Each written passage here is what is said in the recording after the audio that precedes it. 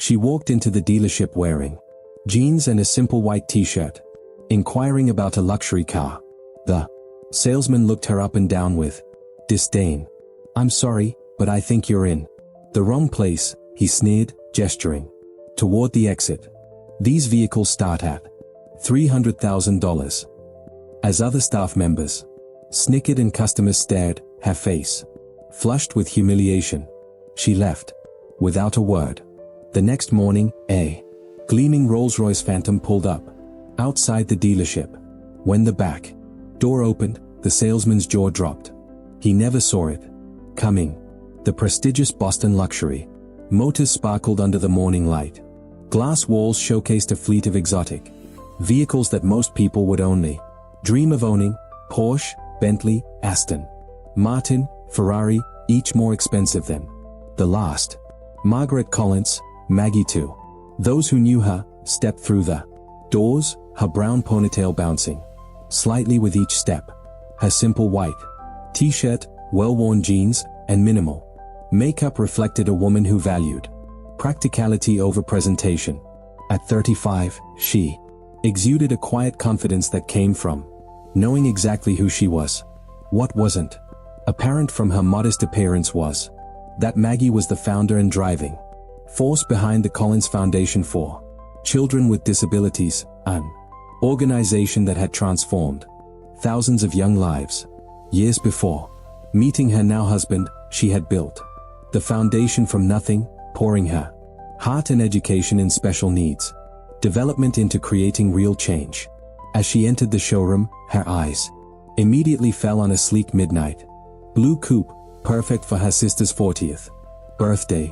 Caroline had always dreamed of owning a luxury car, and after beating breast cancer last year, Maggie wanted to give her something truly special. She could easily afford it. Her foundations, success and personal investments had made her comfortable in her own right, though few knew that. Across the showroom, Blake Thompson adjusted his blue tie and straightened his navy suit jacket. As sales manager, he prided himself on being able to spot serious buyers instantly. At the sight of Maggie in her casual clothes, he smirked and nodded to his colleagues. This would be amusing. "Good morning," Maggie smiled at a young salesman named Daniel who approached her. "Welcome to Boston Luxury Motors. I'm Daniel. Is there something specific you're interested in today?" Before Maggie could respond, Blake smoothly intercepted. "I'll handle this, Daniel," he said, then turned to Maggie with a practiced smile that didn't reach his eyes. "Looking for directions, And just like that, Maggie's day at the dealership began, a day that would change perspectives for everyone. "Actually," Maggie replied pleasantly, "I'm interested in that midnight blue coupe." She pointed to the $285,000 vehicle displayed on the elevated platform. Blake Thompson's smile tightened. He'd seen this before, people wandering in to daydream about cars they could never afford. With end-of-month quotas looming and 3 serious buyers expected that afternoon, he had no time for fantasies. "That's the limited edition Azure. Only 15 were made this year," he said, emphasizing each word as if speaking to a child. "Perhaps I could direct you to our used car division. They're in a separate building about 3 blocks east." Maggie noticed how his eyes darted over her simple clothing, lingering on her scuffed sneakers. She was accustomed to such judgments. Most people had no idea she deliberately chose this way of living, finding freedom and simplicity despite having access to immense wealth. "I'd really like to learn more about this one," she persisted politely. "Is it possible to see the interior?" Blake's expression soured. Behind him, 2 salesmen exchanged knowing glances. "The Azure is by appointment only," he lied smoothly. "Our serious clients typically schedule private viewings." Just then, a couple dressed in designer clothing entered. Blake's demeanor transformed instantly. "Please excuse me," he said to Maggie, without actually looking at her. "Why don't you take a brochure? Daniel can help you with that." He strode toward the couple, arms outstretched. Welcome, Mr. and Mrs. Harrington. Wonderful to see you again. Daniel, the younger salesman, approached Maggie with an apologetic smile. He couldn't be more than 25, and his suit seemed a size too large. I'm sorry about that, he said quietly. Would you like me to tell you about the Azure? I would, thank you, Maggie replied. As Daniel enthusiastically described the vehicle's features, Maggie noticed Blake leading the well-dressed couple directly to the Azure. He opened the door with flourish, inviting Mrs. Harrington to sit inside the same car he'd claimed was appointment only. That's quite all right, Maggie assured the now uncomfortable Daniel. I understand how these things work. Across the showroom, Blake was performing his well-rehearsed sales routine. This particular model has a waiting list of 8 months, but I've set aside one for special clients. Mrs. Harrington ran her hand along the leather interior. It's exquisite, but I'm not sure about the color. We could certainly discuss custom options, Blake assured her. Maggie approached quietly, standing just within earshot. Excuse me, she said. I was hoping to inquire about purchasing this model. Blake's face hardened. As I mentioned earlier, this vehicle is being shown to these customers, he said with barely contained irritation. Perhaps you could come back another time, or, as I suggested, check our used car options. The couple looked uncomfortably between Blake and Maggie. I'm specifically interested in this car, Maggie stated calmly. For my sister's birthday next month. Blake stepped away from the Harringtons, lowering his voice. Look, I understand. People like to dream, but this is a place of business. That vehicle will cost more than most homes. Now, I've been patient, but you're interrupting a legitimate sale. Several nearby customers had stopped to watch the uncomfortable exchange. Daniel hovered anxiously at the periphery. I'm prepared to make a cash purchase today, Maggie said, maintaining her composure. That was when Blake's professional veneer completely cracked. He laughed, a short, harsh sound that echoed across the showroom floor. Several heads turned. A cash purchase? Really? His voice was louder now, designed to humiliate. This isn't a yard sale. We're talking about $250,000. People who can afford these cars don't dress like. He gestured dismissively at her outfit. Maggie felt her cheeks flush, not from embarrassment, but from a slow-building anger. Not for herself, she'd experienced such treatment before, but for anyone who had ever been judged by their appearance. I believe my money is as good as anyone else's, she said quietly. Blake stepped closer, towering over her. Let me be clear, he said, no longer bothering to hide his disdain. You are wasting my time and embarrassing yourself.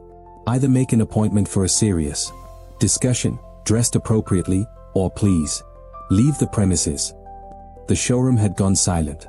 The Harringtons had stepped away from the car, visibly uncomfortable. Is there a problem here? A newer voice joined the conversation. The dealership's owner, Richard Mason, attracted by the commotion, had arrived. Blake straightened his tie. No problem, sir. Just explaining to this lady that we operate by appointment for serious buyers. Richard Mason assessed the situation quickly, taking in Maggie's simple appearance and the watching crowd. His expression made it clear which side he was taking. I see, he said. Miss Collins. Maggie supplied, Margaret Collins. Miss Collins, perhaps there's been a misunderstanding. Our clientele typically, well, they understand the exclusivity of our vehicles. I understand perfectly, Maggie replied, her voice steady despite the humiliation burning in her chest. Your sales manager has made your policies quite clear. Blake stepped forward again, his voice dripping with condescension. If you're genuinely interested, which I doubt, you can call for an appointment. But I'd suggest bringing proof of funds and dressing the part. These cars, he gestured around the showroom, are for a certain class of people. A murmur rippled through the onlookers. Someone snickered. Maggie looked around at the judging faces, at Blake's smug expression, at the owner's tacit approval of his employees' behavior. She'd faced discrimination before, but rarely so blatantly, so publicly. "I see," she said simply, with dignity intact, but spirits bruised. She turned and walked toward the exit. Behind her, she heard Blake's voice, not quite quiet enough. "Some people just don't know their place." As she pushed through the glass doors into the morning sunlight, Maggie pulled out her phone. The humiliation stung, but a small, resolute smile formed on her lips as she dialed. The Collins estate sat on 5 quiet acres outside Boston, its understated elegance revealing nothing of the billions behind its ownership. Alexander Collins preferred it that way. At 41, the tech visionary had revolutionized renewable energy storage technology, building a fortune while maintaining a deliberately low profile. When Maggie entered his home office, Alexander looked up from his desk, immediately setting aside his work. 15 years of marriage had taught him to read her expressions with precision. Something was wrong. "What happened?" he asked, moving around the desk to meet her. Maggie sank into a leather chair, the morning's events washing over her. "It was educational," she said with a wry smile that didn't reach her eyes. She recounted the experience at the dealership. The condescension, the humiliation, the blatant discrimination. As she spoke, Alexander's expression darkened, but he remained silent, giving her the space to process. "It's not about me," she concluded. "I have the privilege of walking away, knowing the truth. But how many people get treated that way every day without the comfort of knowing they actually could afford what they are being denied?" Alexander nodded thoughtfully. In their years together, this was what had always moved him most about Maggie, her consistent concern for others, even when she herself had been wronged. "So, what would you like to do about it?" he asked finally. "Part of me wants to do nothing," she admitted. "Just buy Caroline's gift elsewhere. But then I think about that young salesman, Daniel, who treated me with respect, regardless of how I was dressed. And I think about all the people who face that kind of judgment without having any recourse." She looked directly at Alexander.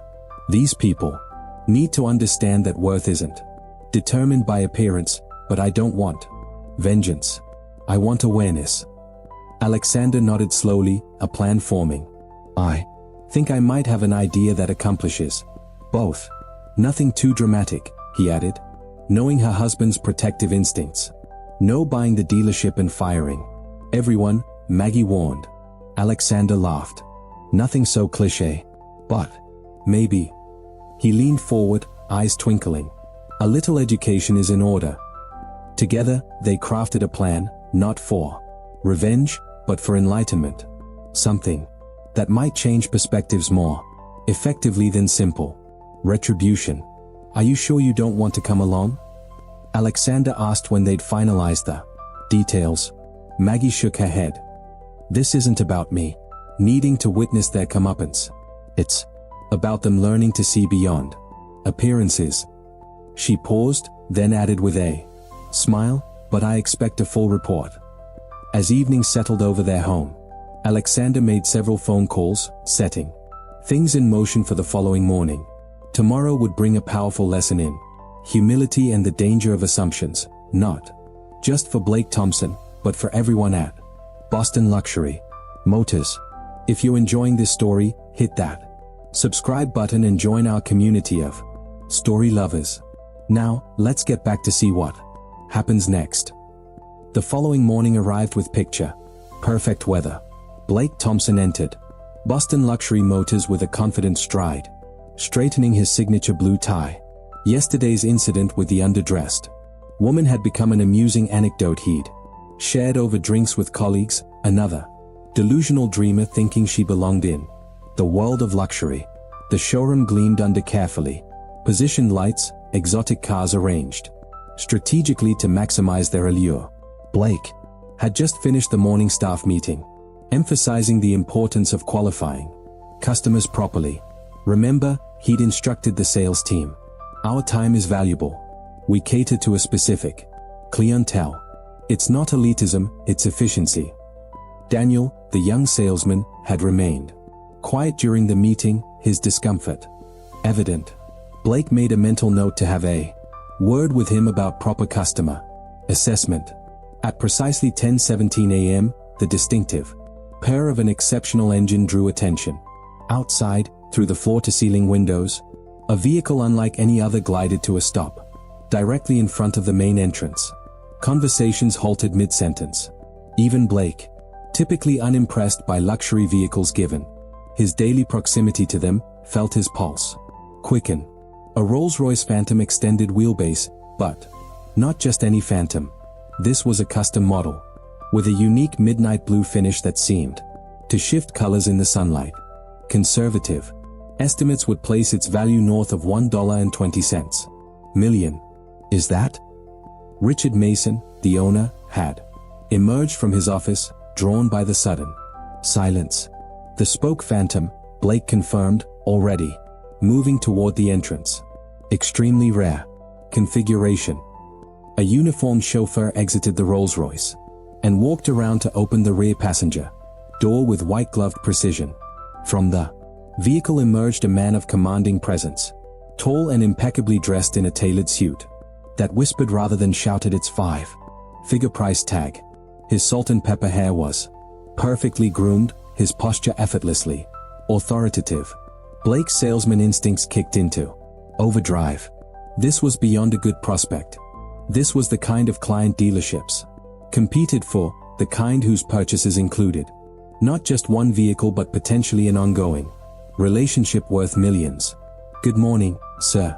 Welcome to Boston Luxury Motors, Blake called out, intercepting the distinguished visitor before any other salesperson could approach. Blake Thompson, sales manager. It's an absolute pleasure to have you with us today. The man regarded Blake with an unreadable expression, then offered a polite smile that didn't quite reach his eyes. Alexander Collins, he replied simply, offering a firm handshake. Blake's mind raced. The name sounded vaguely familiar, but he couldn't immediately place it. Regardless, the Rolls-Royce spoke volumes about the man's financial status. Mr. Collins, it's truly an honor. What brings you to our humble establishment today? Perhaps I could show you our newest arrivals. We just received a limited edition. Alexander raised a hand slightly, halting Blake's practiced pitch. Actually, I'm here about a specific vehicle. The Azure Coupe, midnight blue. Blake's smile broadened. Excellent choice, sir. One of only 15 produced this year. I'd be delighted to show you. It's actually right over. I know where it is, Alexander interrupted smoothly. My wife was here yesterday, expressing interest in it. Blake's customer service smile remained fixed, though confusion flickered in his eyes. Your wife? I don't recall. Perhaps one of my colleagues assisted her? Alexander's expression cooled noticeably. No, Mr. Thompson. You assisted her, or rather, you refused to assist her. Margaret Collins. She was wearing jeans and a white t-shirt. You suggested she might be more comfortable looking at used cars. The blood drained from Blake's face as realization dawned. Behind him, he heard a small gasp from Daniel, who had been hovering nearby. Mr. Collins, I. Blake stammered, his usual smooth delivery abandoning him. There must be some misunderstanding. We welcome all customers here. By now, Richard Mason had approached, sensing a situation developing. Is everything all right, Blake? Alexander turned his attention to the owner. Mr. Mason, I presume? Richard Mason, yes. Indeed. Welcome to Boston Luxury Motors. Thank you. I was just explaining to Mr. Thompson that my wife visited yesterday, interested in purchasing the Azure Coupe as a gift for her sister. She was, however, treated in a manner that I find troubling. Richard's expression shifted rapidly from welcoming to concerned. I'm sorry to hear that. I believe I was briefly involved in a conversation, but I wasn't aware of all the details. Alexander nodded thoughtfully.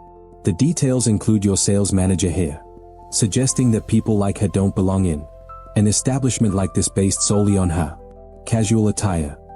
By now, a small crowd had gathered, other salespeople, support staff, and even a few early customers. The showroom had gone completely silent. Mr. Collins, Blake began, desperation creeping into his voice, if there was any misunderstanding. It wasn't a misunderstanding, Daniel suddenly spoke up. All eyes turned to the young salesman, who looked surprised at his own courage. Miss Collins was treated poorly. She was polite and specific about her interest in the azure, and she was dismissed repeatedly based on her appearance. Blake shot Daniel a withering look, but the damage was done. Alexander turned back to Richard Mason. You know, it's interesting. My wife founded and runs the Collins Foundation for Children with Disabilities. It's been her life's work since before I met her. She's raised over $50 million for specialized medical equipment and educational programs. He paused, letting this sink in. Maggie chooses to dress simply because she believes in living modestly, despite our means. She finds it keeps her connected to the family she helps. It's one of the countless reasons I love her. Richard Mason had gone pale.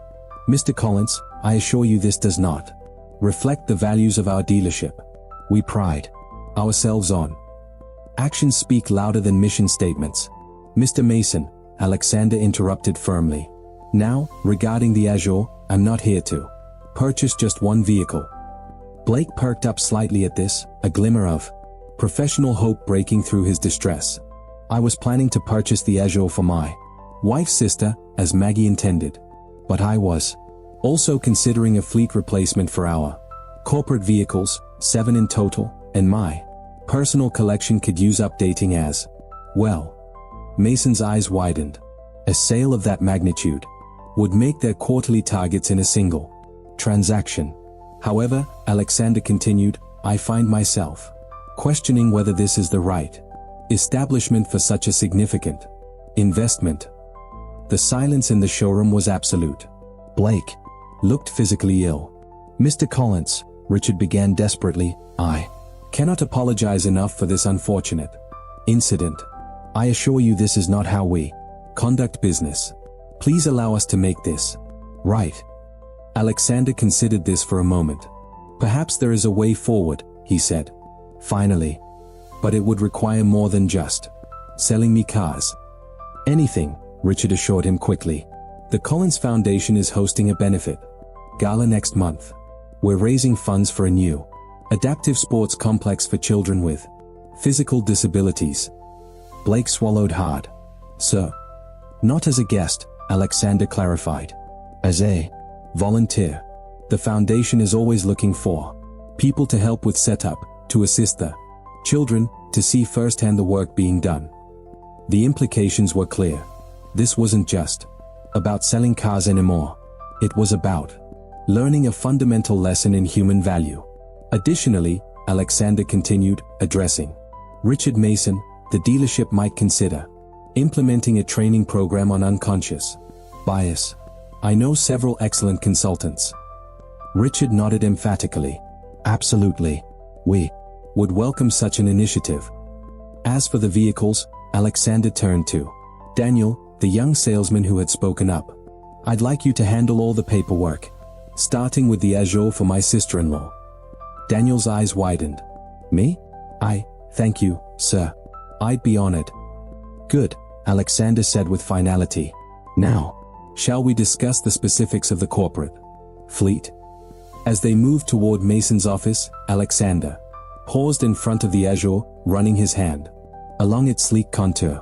My wife has excellent taste, doesn't she? Behind them, Blake Thompson stood motionless. His perfect world fundamentally altered. The harsh truth had finally dawned on him. He had revealed his character, not by how he treated those he thought important, but by how he treated those he believed were not. 1 month later, the Collins Foundation benefit gala transformed the Grand Boston Hotel into a celebration of possibility. Children with various disabilities and their families mingled with donors, medical professionals, and supporters. Near the entrance, Blake Thompson, dressed not in his usual attire but in the event staff uniform, directed guests and assisted a young boy in a wheelchair. The past month had changed him profoundly. His volunteer work at the foundation had started as an obligation, the price of professional survival, but something unexpected had happened. As he witnessed the challenges these children faced daily and the dignity with which they met them, his perspective shifted entirely. Across the room, Maggie Collins, elegant in a simple blue dress, approached him. Despite knowing who she was, Blake was struck again by her lack of pretension. "How are you finding the experience, Blake?" she asked. He considered the question seriously. "Humbling," he finally answered. "And necessary." Maggie nodded. "Thomas seems to have taken a liking to you," she observed, referring to the boy in the wheelchair. "He's teaching me about adaptive basketball," Blake admitted. "Apparently, I have terrible form." This drew a genuine laugh from Maggie. "He's an honest coach." Blake's expression grew serious. "Mrs. Collins, I know I've apologized formally, but I need to say it directly. I'm truly sorry for how I treated you. There's no excuse." "You're right," she agreed, but without malice. "The question is, what have you learned? That worth isn't determined by appearance, position, or possessions," he said thoughtfully, "and that everyone deserves respect until they prove otherwise, not the other way around." "Good lessons," Maggie acknowledged. "Expensive ones, too," Blake nodded ruefully, thinking of the substantial business the dealership had lost when Alexander Collins decided to purchase only the Azure and not the additional fleet. "Worth every penny," he replied sincerely. Across the room, Alexander joined them, placing a gentle hand on his wife's shoulder. Blake was just sharing some of his insights, Maggie explained. Alexander nodded. "I hear you've become quite involved with the adaptive sports program." "Yes, sir. In fact, I've signed up to continue volunteering after my required period." He hesitated, then added, "And I've been working with Mr. Mason on revamping our customer approach at the dealership. No more qualifying by appearance." "I'm glad to hear it," Alexander said, then surprised Blake by adding, "Which reminds me, that corporate fleet I mentioned? We're still in the market. Perhaps you could handle that transaction. Daniel speaks highly of how you've been mentoring him." Blake's expression registered shock before settling into genuine gratitude.